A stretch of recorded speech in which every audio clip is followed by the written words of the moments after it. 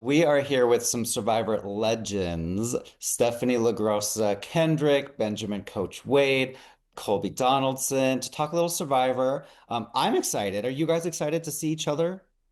Yes. Oh yeah. Yeah. I mean, come on. These are two of my favorite people. You couldn't have picked. I mean, it's fortuitous that we were all three on heroes versus villains. So that put us here together with you. But in terms of doing a podcast, there aren't two people I'd rather be with out of season 50. So these are my two faves for sure. Ditto. I haven't seen you guys in a while. I miss you. Well, in the lead up to season 50, which you are all on, of course, CBS is airing classic episodes of the show. One of those is the season 20 premiere, Survivor Heroes versus Villains, one of the best seasons of all time. The episode is called Slay Everyone, Trust No One. And Coach, that is a quote of yours. Do you remember saying that? Of course, I have more titles than I think any other survivor in history. So yeah, I got away with words. Of course, I remember saying that. I'll just jump right into it. I'm a big fan of improving. My dad used to say a long time ago, "That's great that you did this, but what are you going to do for an encore?" So it always taught me at a young age to be better each time I did something. And so yeah, I remember that since I trusted too many people the first time. I was like, on this round, I'm going to trust less people. So that's kind of where that quote came from. And I just found out this episode originally aired Wednesday, February 11th, 2010. Oh, wow. And now Wow. it's going to be rerun on CBS on Wednesday, February 11th, 2026, Oh, exactly that's 16 cool. years to the That's day. insane. That's Wow. awesome. That's neat. Can you believe it's been 16 years, Stephenie? No, I can't. I cannot. I mean, that seems like ages ago, to be honest with you. Wow. In fact, this is I know everybody loves this season. This is my least favorite season I was ever on, and I like to block this one out of my Well, memory. So I had to obviously, go I think back. I think we I think we I think we a lot of us feel that way. Yeah. I think like, but you can tell, you want to get a close look of this hairline. And like, has it been 15 years? Hell, it feels like 25 years to my hairline, that's for sure. Seriously, it Yeah. feels like forever ago. But you know what? I went back and I watched it because I was like, I need a little refresher before we talk about it. And Mhm. it's very interesting watching it back 16 years ago and after we just went through 50. What stood out to you on the rewatch? Like the egos were at an all-time high for Yeah. sure, especially not, I mean, really on the heroes and not by anybody on this call. Just James and Rupert really thought they were something special. And then I just didn't realize like Suri threw my name out there so quick. And even her own ally, Amanda, was like, we can't get rid of Stephenie first. Like, we Right. kind of need her for challenges. She's like, no, we don't. No. She's like, I don't think we'll lose any more without her. And she goes, no, really, she's like a strong swimmer. She goes, no, I think it'll be fine. All Well, these years. I'm like, and wow, and she's out to get me then. there were a lot of egos then, There were. And it wasn't you Mark. and it wasn't Tom.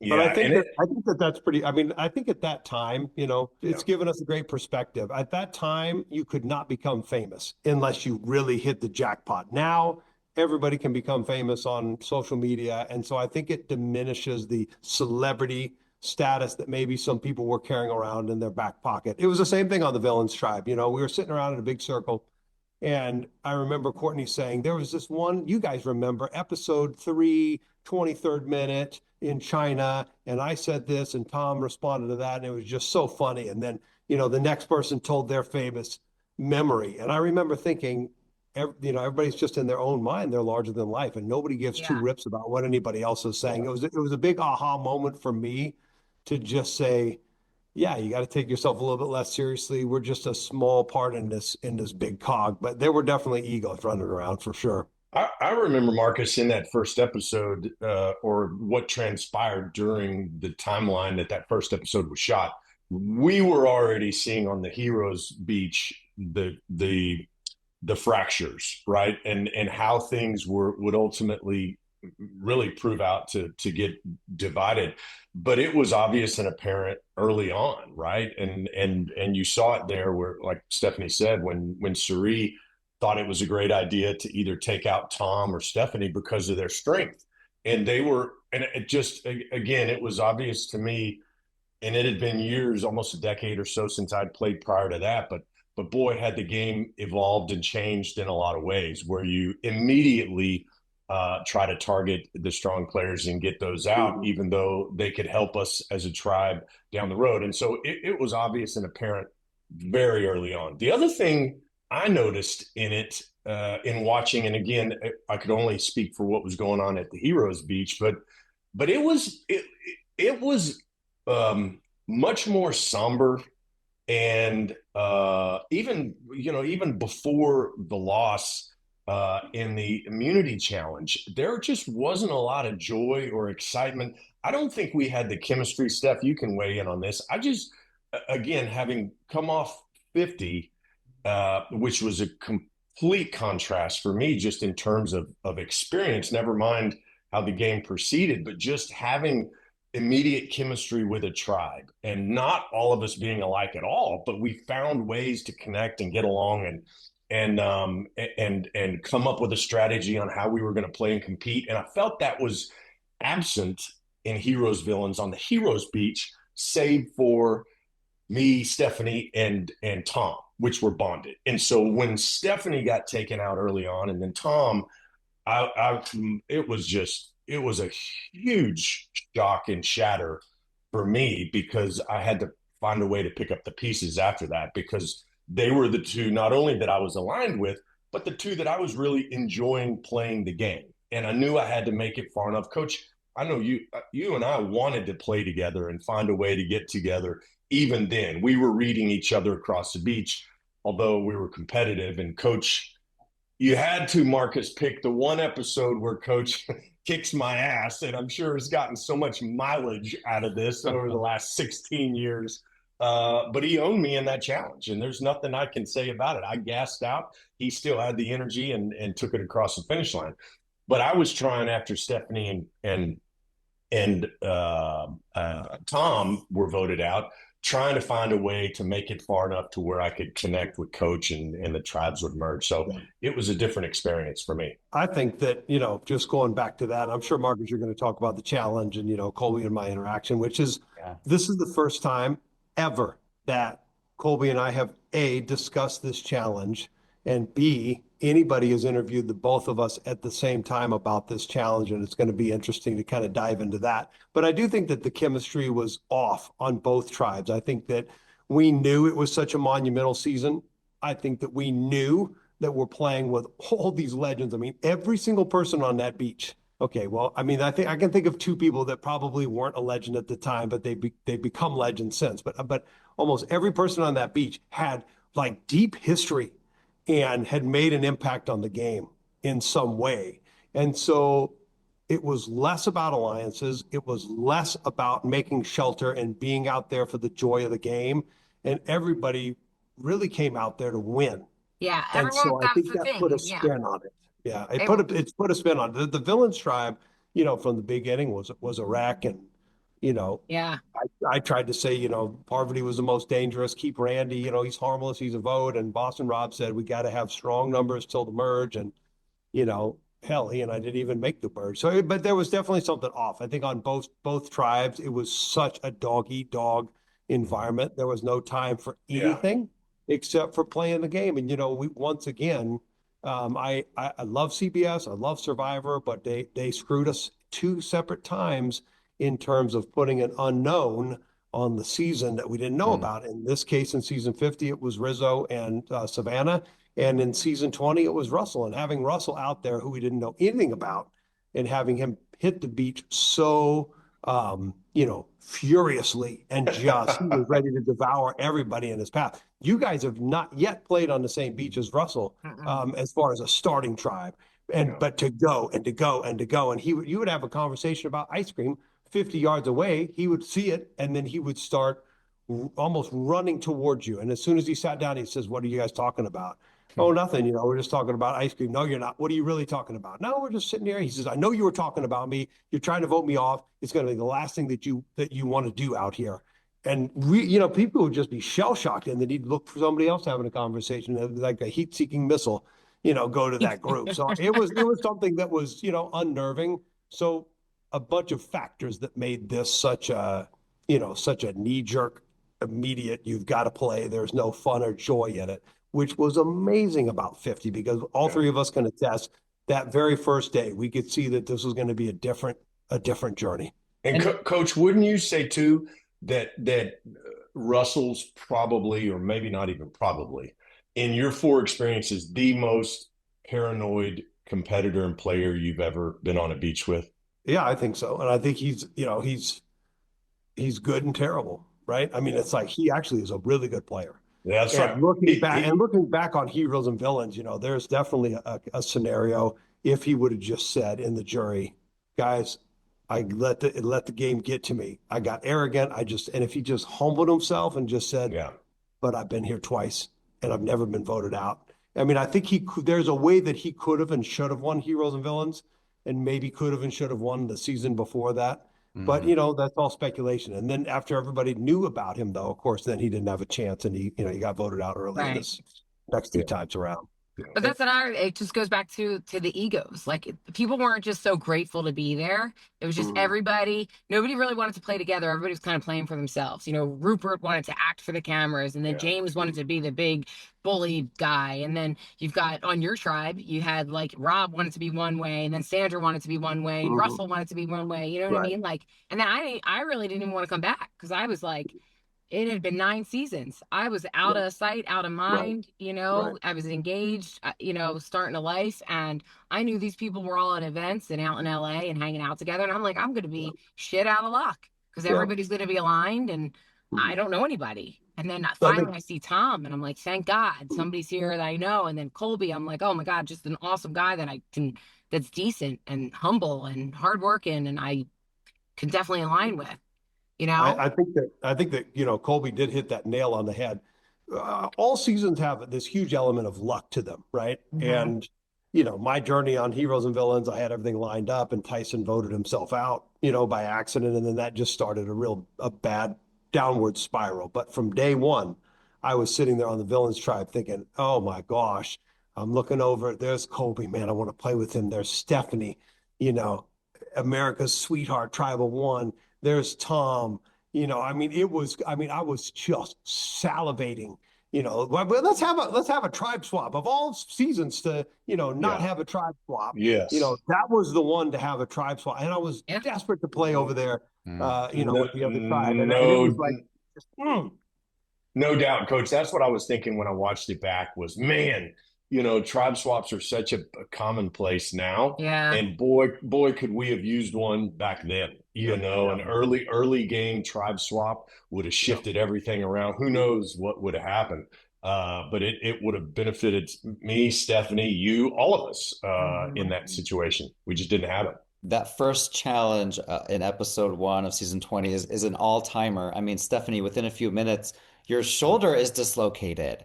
What do you remember most about that, and how long did it take you to heal? Was it pretty fast? So I do want to say that challenge, I mean, the power of editing, was completely edited. So I dislocated my shoulder because we got the first point by leaning back and touching the mat. And when I landed, my shoulder locked out and got stuck out. Now, I had dislocated my shoulder on and off since 8th grade. I did it playing basketball, and it would come in and out, constantly. And after that time, then I had to get surgery. Like, it wouldn't not come out, just reaching back, getting my purse, anything. Yawning, it would pop out. So I dislocated my shoulder getting the first point. They put it back in, because as many times if it's stuck, I know that it has to be put back in. If not, I can sometimes get it in myself. So I knew to just relax. That's why, what's her name? Courtney. Yeah. That's how she knew to say break her shoulder, because I went back in a second set. We had gone multiple rounds, and that's why Parvati was holding my arms behind my back, and then it looked like she pulled my shoulder out. She did not. So that is all edited. I actually have the raw footage from somebody that was out there that recorded it, sent it to me after the fact. That being said, I mean, I dislocated my shoulder and I went back in because, unless you're out of the game, that's what you do. You just... Well, and Marcus, I know Coach had backed me up on this. Stephenie came into this game with a reputation. Everybody knew how competitive and athletic she was. She solidified herself as a beast on the beach when that happened. And it was the first challenge. And all the dudes are standing around looking at her going, dude, this chick may be tougher than we are, and it was unbelievable. I think it really helped Stephenie in that way. Maybe, I don't know, maybe put a Not bigger really. target on her Yeah. because yeah, it proved how tough she is. And I mean, I for one was just standing there going, holy shit, this chick is tough. It was Well, impressive. I was worried because I figured if you get hurt, that's why I was saying to Jeff, like, what happens if medical comes out? Like, I'm thinking, do I have to Yeah. leave the game? Because I'm like, if Yeah. I just relax, maybe I can get it on my own. But I think it hurt me because I think James and Rupert immediately were like, oh God, this can't be the Stephenie show again. And Yeah. that's where the hatred started to come. And Wow. I was Yeah. like, darn, like, and then I Cerie's like, don't let's know. get rid of her. I think those two guys had beef with you anyway, Steph. I don't, I guess. I still don't know what it is about Rupert. I don't know why, but that was an issue for us, And he as was you know. pissed he couldn't get fire. So it Yeah. was me and you and somebody else. We got fire like that. I don't know. That challenge was brutal, but wait, we won that challenge. And James was saying I'm the bad luck. I'm like, I'm not Yeah. that bad luck. We won the first challenge. You two Marcus, guys yeah. went at it in that challenge, and then do you remember what Tyson said afterwards? Something to the effect of Colby can't even call himself a man now because of the way Coach owned him in that challenge. Yeah, oh yeah, yeah. Tyson Uh, got some mileage out of that one too. And Coach, first of all, you don't want to get smoked on the very first challenge of a season. As a male, it's tough on your ego. It's just not good, right? It's certainly not good to, and it gets in your head. You're like, oh man, this is not the way to start. Also, again, not knowing Coach at the time, but certainly knowing his reputation, I'm sitting there in the back of my head going, dude, this guy's gonna be rubbing this in yeah. to me for years. But it was a super fun challenge and loved it. I loved the physicality of it. It was a blast. I just underestimated the need for stamina and I gassed out early. And he paced himself right, and his strength came on in the end once mine was exhausted, and he drug me across the finish line. So there wasn't anything I could do or say in terms of defending myself. It was what it was, right? Yeah. So then you just got to go back, lick your wounds, and go, okay, we got to get this thing, we meaning me, I got to figure out a way to get this turned around physically myself. And then, we came back out in the next challenge for immunity. And my part of the tribe, with Steph and James, we dominate, and Tom completely dominated the villains in the first part. And then we got skunked in the puzzle. And then they want to get rid of me. I'm like, well, why is my name coming up? Yeah. Again, everybody's got something out for me. But I'm a big believer in you analyze your weaknesses and then you work on those weaknesses until you make them your strengths, and you take your existing strengths and, friggin' go out there and slay dragons and do what you want to do. So the first Survivor, I was terrible in challenges. I had trained completely wrong. I was trying to look good, no circuit training, no interval training, no sprints, nothing. An hour on the elliptical machine at night, looking at my body, thinking, yeah, this is going to be great. and I stuck in the challenges. I didn't realize, how difficult Survivor was. My first day on Survivor, Jeff is like, it's 125 degrees out here. Don't think that this show isn't real. And I thought they were going to hand us some water and give us a granola bar. I'd never watched the show. I thought for sure, they wouldn't make us go 24 hours without any water, which they did. So it was a big eye opener for me. So I trained completely different than I did for the first one. So I came in wanting to be able to prove that. But I was a bit of a paper tiger. And so I'm sure that might have been in Colby's mind that, this guy is not a challenge beast. And Colby came in as somebody that was, fantastic. The first time I grabbed a hold of Colby in that challenge, I really thought to myself, oh shit, this guy, I felt the power in his muscles. And I was like, oh shit, I'm going to look foolish again. And I've done a lot of martial arts, and I've boxed for 10 years. And that training kind of came back to me in the moment. And it's like, I'm going to grab onto him, make sure he doesn't get up and run.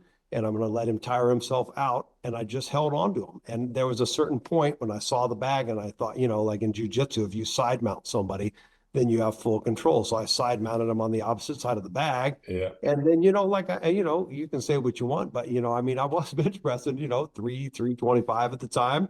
I do have some strength. You could just never see it in the challenges because I cannot, run and do some of these things that make everybody else great competitors. Anyway, and I want to just say, I was really impressed with Colby in season 50. to see, I mean, not just seeing his arms ripped in all these preseason interviews. And I'm like, well, I mean, I thought I had big arms, but they're half of his size. But, you know, like a shout out to Colby because I saw him, you know, that first day on the beach. And I said to myself, he still has it and he might even have it better than he had it in Heroes and Villains. And so hats off to you, Colby, for, you know, like just staying a champion, man. Yeah, thanks, brother.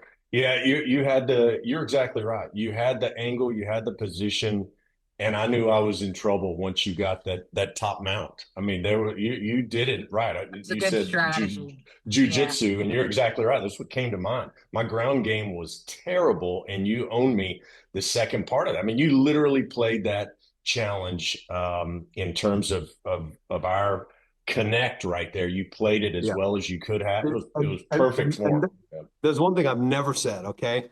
Like I'm, you know, like we all are, right? But in challenges, like I'm acutely aware of everything that's going on. And not in the first season, I was just like, oh shit, I'm in way over my head. But by the second time around, you become aware of everything that goes on and time slows down, right?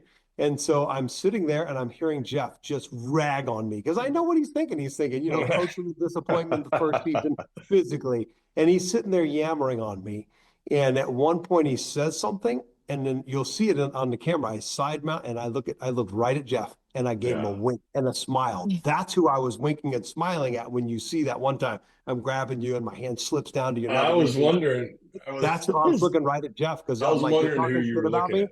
Yeah, now watch this. So, I mean, I just wanted him to know that, you know, I really knew, really, as soon as I felt your strength and I came up with that strategy on the fly, I was like, I'm going to prove Jeff wrong. And in that moment, right, you see those MMA guys when they get that guy in an arm bar and they look over to the coach or the referee and they shake their head and they're like, yeah, well, that's what I was doing to Jeff at that moment. He doesn't even know that actually because I've never said it, right?